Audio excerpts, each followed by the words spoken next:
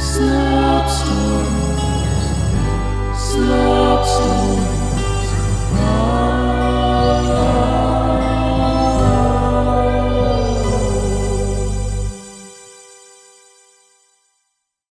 Slop Stories presents Good Grades by Kenzie Campbell. If you're going to do this, then you're really going to do this. I'm talking more than a straight A low hurdle. Anything less than perfect is unacceptable. Do you understand me? Jonah's father, Richard, stated aggressively as he stared into Jonah's soul. Jonah nodded. Yes, I understand, Dad. I mean, sir, I understand, sir. That's what I thought. Now fetch me the other half of that sandwich in the fridge, and be quick about it. Silver streaks of hair shined off Jonah's head as he opened the refrigerator door. Late 30s wasn't old, but he wasn't young any more either. A high school dropout, Jonah Nix had agreed to complete various chores around the house for a weekly allowance, just like a small child trying to save every penny for a remote-control car. Serving Richard's dinner wasn't one of those chores, but you never argue with a man with a violent temper, and it's not like Richard minded Jonah living there. All it took was some tough talk and an occasional fist through a wall to shape Jonah's compliance with his every demand. But Jonah's recent decision to return to high school and hopefully earn his diploma threatened to change everything. "Hurry up, you dunce! How do you expect to graduate from school if you can't even perform mindless and menial tasks around here?" An aroma from the refrigerator ambushed Jonah's senses and chilled his bones. "Phew, God, that's pungent," Jonah thought, but didn't dare say aloud. A half-eaten meatloaf from nearly 6 months ago sat uncovered and crawling on the top shelf.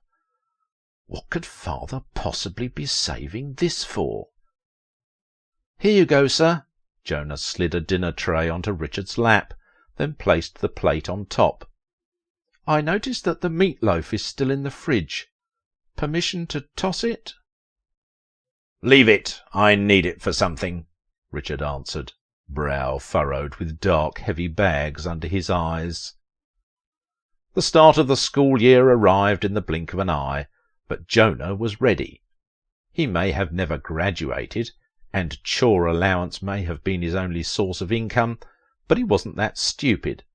Besides, he'd only missed his senior year way back when, and most of his remaining classes were electives, which he got to choose. How could someone fail ceramics class anyway? "Thank you, sir," Jonah told Richard as he closed the door. Richard had agreed to drive Jonah to school each morning, in exchange for Jonah placing his mouth over Richard's ears each night, securing an airtight suction against Richard's face, and inhaling as hard as he could. Such was Richard's preferred way to have his ears cleansed, but they hadn't been cleaned that way since his divorce 12 years back. Richard scoffed.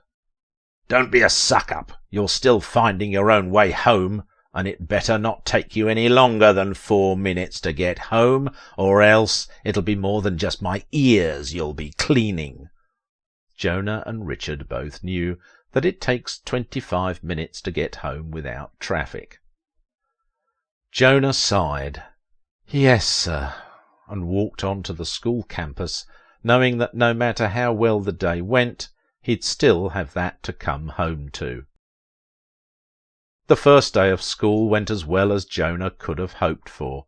Friendly teachers, not too many students staring at his greying sideburns, only 6 kids tripping him and screaming, "Old man!" to his face. His classes seemed like they'd be relatively easy, his most difficult being physical science, and that wouldn't have been an issue if his father, a science major, had agreed to help him. "Absolutely not," was Richard's answer. "And you're late, as expected," he grinned. Jonah's punishment for being late was to move the crawling, seeping meatloaf in the fridge to a new plate, and clean the old one with nothing but his tongue, then clean out Richard's ears simply because Richard felt that the juices would moisturize his earlobes. Months went by, and Jonah never made it back home within 4 minutes. Every day, as he'd walk through the door after a long day at school, his first task was to move the meat and clean the plate. Move the meat, clean the plate. Move the meat, clean the plate. Day after day, month after month. Richard was kind enough, however, to always have a clean plate ready for Jonah, so he didn't have to search for one himself. Despite the anguish of coming home to the torment of his father, Jonah managed to maintain good grades throughout the year, even in his physical science class. He felt that his final exams were a breeze that only strengthened his overall grades. He was so excited at the end of the last day of school that he ran the 9-mile stretch home instead of taking the bus, which he had begun doing to delay his arrival back home. Dad, I mean, sir, I've done it! Of course, these are just the preliminary results, but look at this, 100% across the board! Richard silently stood from the couch and emerged from the shadows of the living room. Give me this! He ripped the report card from Jonah's hands, giving Jonah a deep paper cut. 100%, huh? But only preliminary. When will the final results be available? Day after tomorrow, but I'm positive that these will be the final results. Some may be even higher after counting the extra credit. Very good, boy. We shall wait until the final report is issued. At that he backstepped into the shadows and out of sight. The next day Jonah overheard Richard having a suspicious phone conversation. He didn't pick up much of the content, but he thought he heard the words "he must not graduate," before Richard became aware that Jonah was listening. Jonah was forced to move the meat and clean the plate for that one. Jonah couldn't sleep that night as his nerves kept him awake. He knew that the school office opened its doors at 7 o'clock, so he convinced Richard to drive him. Richard didn't take much convincing. In fact, he seemed to be excited about it, which concerned Jonah a little. Jonah obtained his final report card from the office and waited to review it until he was back in the car. Opening the sealed envelope, his jaw dropped as he saw 5 large F grades, one for each class he'd taken, including ceramics. At the bottom of the report, his teachers had left feedback regarding Jonah's performance. "Cheater," one teacher said. "I observed this ugly man cheating throughout the entire school year," said another. Without Jonah's knowledge, Richard had paid each of Jonah's teachers to intentionally fail the man. Such was Richard's way of maintaining the servant relationship he'd created in Jonah at home. Jonah had suspected that something wasn't right after overhearing part of Richard's suspicious call, but he'd never be able to prove it. Jonah didn't know what to think. He had no idea what to say. Richard tore the report card from Jonah's hand, reopening his previous paper cut. Richard scowled, the wrinkles in his face prominent and growing deeper. "It's not true, sir, it's not. I studied the whole time and earned it myself. Please believe me, please." Jonah begged and begged, but Richard didn't say a word throughout the duration of the drive home. Once home, Richard pointed to a chair at the dining table, and Jonah knew that he had to sit. Richard pulled the rotting meatloaf from the refrigerator and tilted the plate toward a bowl. Thousands of near-transparent larvae poured into the bowl.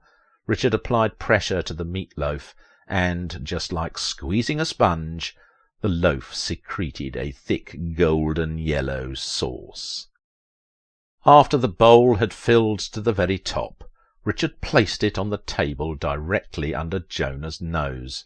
He then removed a large, unwashed and uncooked sweet potato from the refrigerator, dipped it into the larvae sauce, and set it on the table beside the bowl. Richard stood over Jonah and pointed at the sweet potato. "You're going to eat this potato, then you're going to eat the contents of this bowl. You will not use your hands, you will not grimace, you will not gag, and you will chew with your mouth open the entire time so I can relish the sound. Do you understand me, boy?" Jonah swallowed hard and nodded. "Eat!" Richard commanded. A tear beaded up in the outside corner of Jonah's eye, then streamed down his chin. Arms limp by his side, he dropped his head into the bowl and began filling his mouth, like bobbing for apples. Except there were no apples. Richard sat at the other side of the table, smiling as it all unfolded. The dining room was completely silent, save the crunching and popping sound of the maggots in Jonah's mouth, and Richard's repetitiously slow and villainous "Yes, yes, yes," while Jonah ate.